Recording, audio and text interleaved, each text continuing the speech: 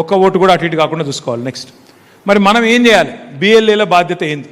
బిఎల్ఏలు మీరు ఏం కన్ఫ్యూజ్ అయ్యి అక్కర్లేదు, కేవలం ఈ 4-5 పనులు చేయాలి.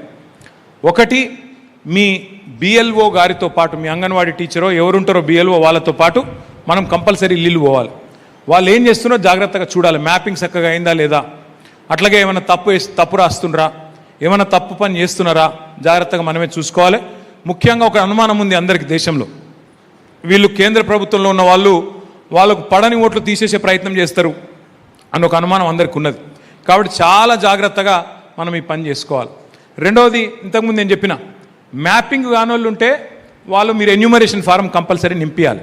మన దగ్గరుండి అమ్మ మీరు నింపినరా లేదా అని చెప్పి ఆ బిఎల్ఓ గారి మరి ఇది తీసుకొని పర్మిషన్ తీసుకొని చేయాలి. మీ అందరికీ బ్యాగ్స్ ఇచ్చిండ్రా?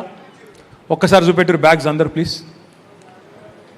సూపర్. మీరు ఏం చేయండి, ఇంటికి పోయి మంచిగా అల్మార్లో దాచుకోండి తప్ప పొరపాటున కూడా తీయకూరి. నాకు తెలుసు మీరు తీయరు, జస్ట్ ఆ బ్యాగ్లో మళ్ళీ కూరగాయలు వేసుకొని అటు ఇటు.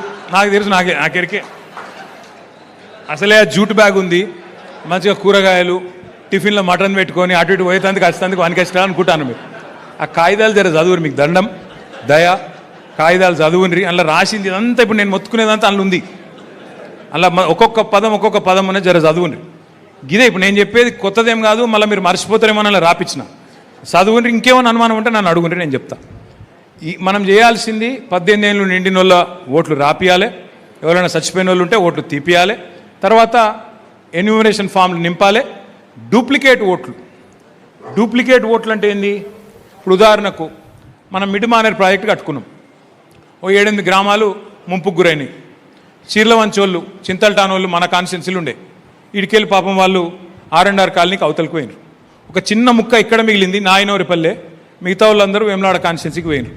మరి ఇప్పుడు వాళ్ళ ఓటు ఇక్కడ అక్కడ 2 దగ్గరలు ఉండొచ్చు. మరి రేపు ఏమవుతుంది? SIRలా ఇక్కడనా అక్కడనా ఏదో ఒక దగ్గర రాసుకోవాలి. ఇప్పుడు కొంతమంది ఉంటారు వాళ్ళకు ఓటు ఊళ్ళే ఉంటుంది, సిరిసిల్ల పట్టణంలో కూడా ఉంటుంది. కొంతమందికి 2 ఉంటాయి. ఎందుకంటే ఇక్కడ ఒక ఇల్లు ఉంటుంది కిరాయిల్లో, అదో ఇదో, లేదా చుట్టాలిల్లో, ఇక్కడ ఒకటి ఉంటుంది అక్కడ ఒకటి ఉంటుంది. కొన్ని చక్రపాణి రాయించవచ్చు కూడా, నాకు తెలియదు, కానీ రాయించిండేమో తెలియదు. అట్లా కూడా కొన్ని ఉంటాయి. ఏమవుతుందంటే, ఎందుకు చెప్తున్నా అంటే అవన్నీ పోతాయి ఇప్పుడు. అట్లాగే కొంతమందికి ఏముంటుంది, ఇక్కడ ఒక ఓటు ఉంటుంది, కరీంనగర్లో ఒకటి ఉంటుంది, ఇక్కడ ఒక ఓటు ఉంటుంది, హైదరాబాద్లో ఒక ఓటు ఉంటుంది. ఇంకొంతమందికి మనోళ్ళు సిరిసిల్లకు సంబంధాలు షోలాపూర్తో భివాండితో బాగుంటాయి. మా పూర్ణచంద్ర నవ్వుతుండే, ఎందుకో తెలియదు, కానీ షోలాపూర్ భివాండి ఓట్లు బాగానే ఉంటాయా? ఇక్కడ ఓటు ఉంటుంది, షోలాపూర్ భివాండిలో కూడా ఉంటుంది ఓటు.